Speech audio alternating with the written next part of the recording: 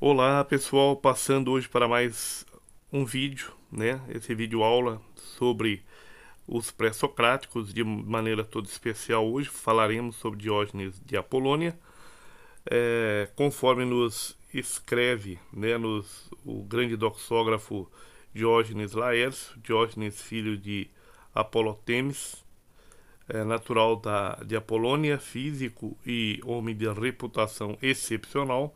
Foi discípulo de Anaxímenes, né, no dizer de Antístenes, e o seu período foi o de Anaxágoras.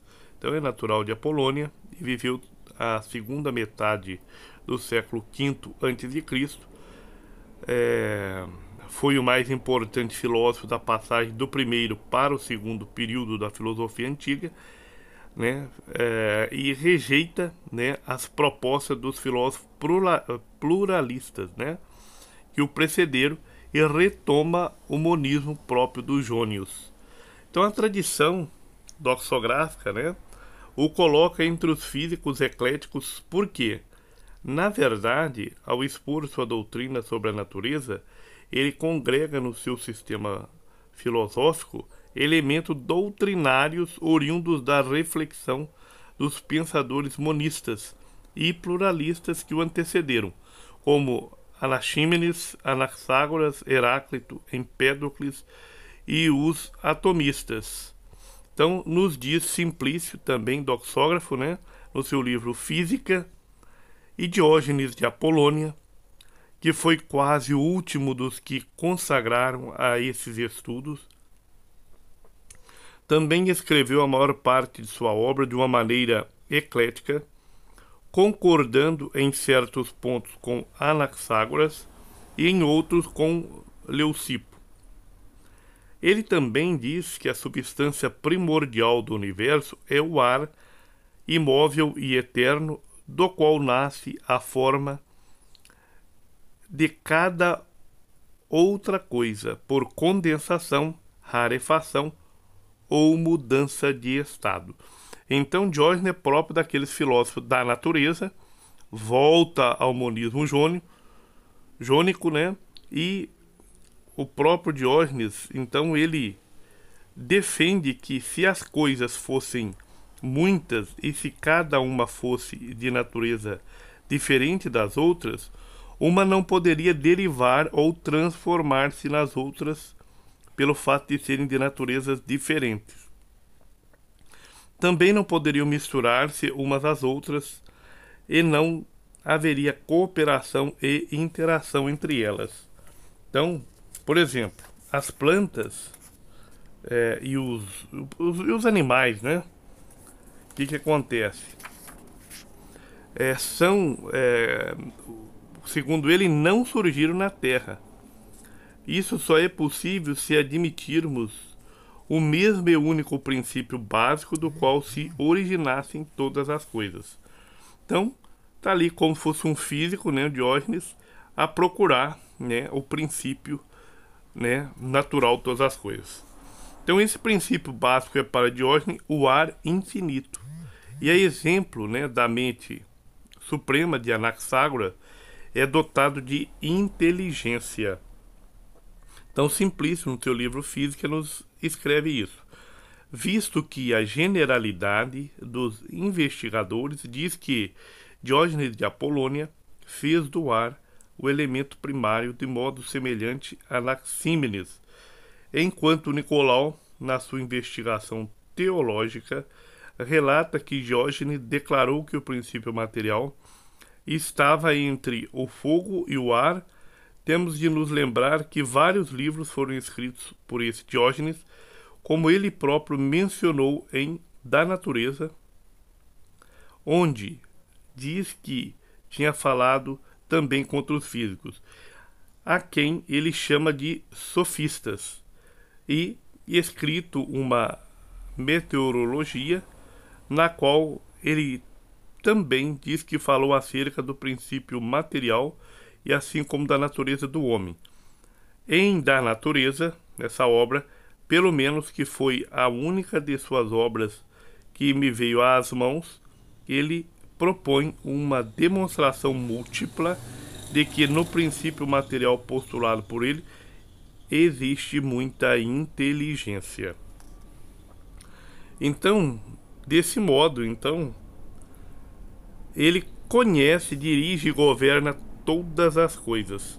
Seu projeto filosófico propõe que a realidade fenomênica, embora se mostre aparentemente tão diversificada, outra coisa não é que o manifestar-se do mesmo e único princípio básico, originário, que sustenta todas as coisas.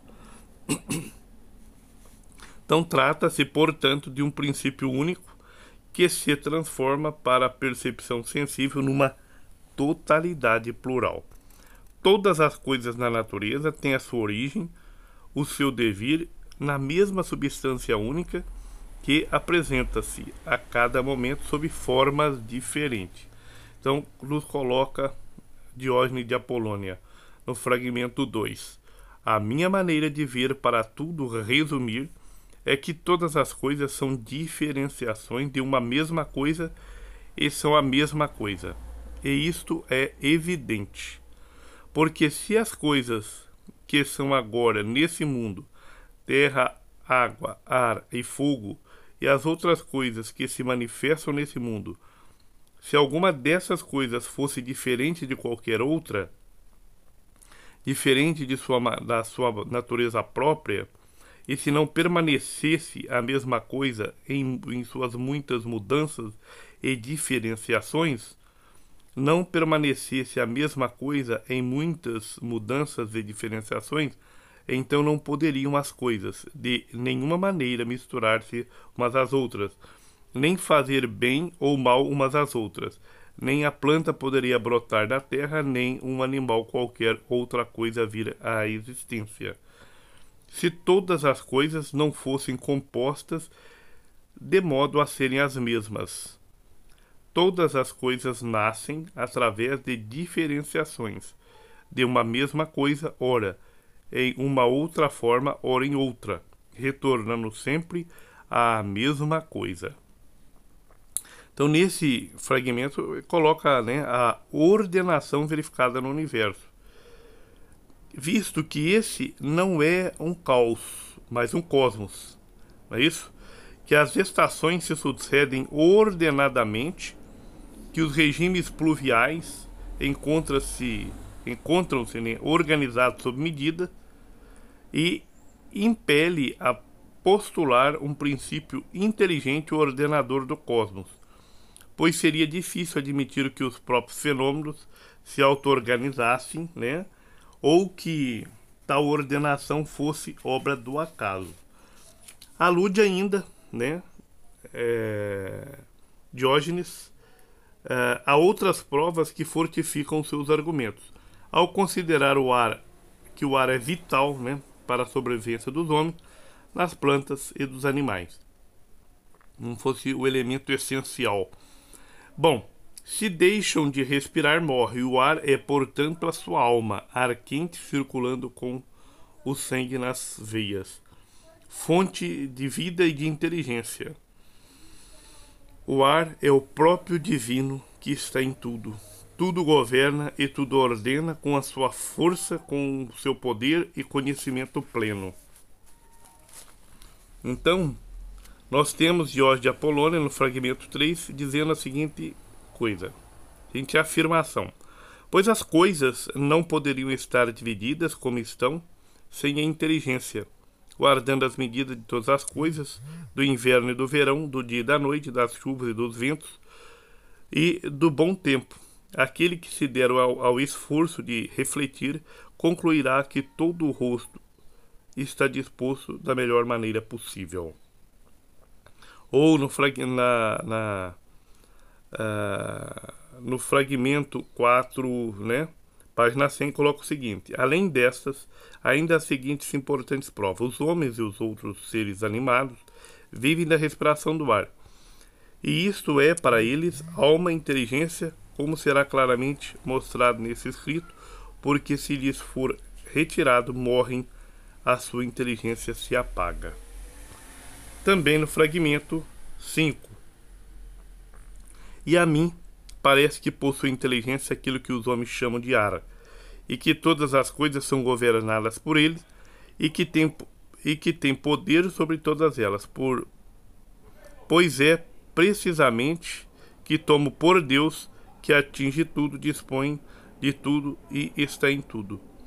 E nada há que nele não participe. Contudo, uma coisa não participa dele da mesma maneira como uma outra, pois há muitas diferenciações do próprio ar, assim como da inteligência. Então, tá aí, grande filósofo natural, né?